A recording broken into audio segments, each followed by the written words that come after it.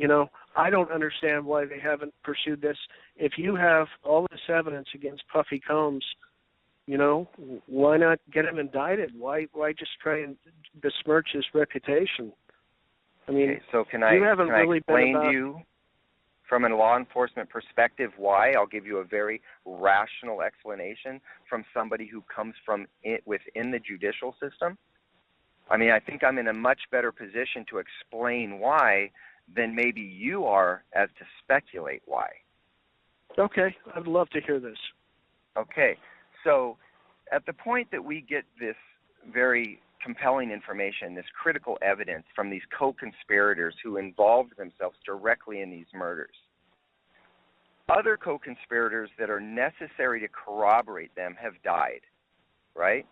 And so now we've got a situation where we have an icon like Puffy Combs with millions and millions of dollars, capable of bringing an A-team of lawyers to court, and we're going to put as our star witness on the stand a convicted drug-dealing gang member like Keefe D and say, hey, jury, this is a case we have. This guy here in the witness box is claiming he had a conversation in which Puffy Combs solicited the murder. Yeah, we can prove all these circumstantial things about Puffy using his crew to do security. We can show all the history of violence between these crews.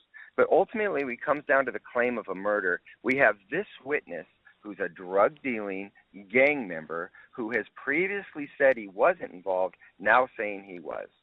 Do you think any DA in the world is going to say, yeah, that's a case I want to take to court? I'd sure like to hang my hat on that prosecution. That's not the way it works.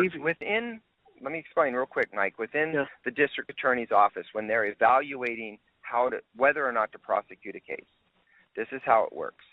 The district attorneys evaluates the winnability of a case before they determine whether to file charges. And they look at all of the evidence that they can bring to court. And they say, wow, we don't have a high probability of winning. Let's not pursue this at this time. And that's where we're at. Unfortunately, all the co-conspirators are dead. We have the testimony of a guy who on the stand, his credibility is going to come into question. All to what? To point a finger at an icon in the music business worth millions of dollars.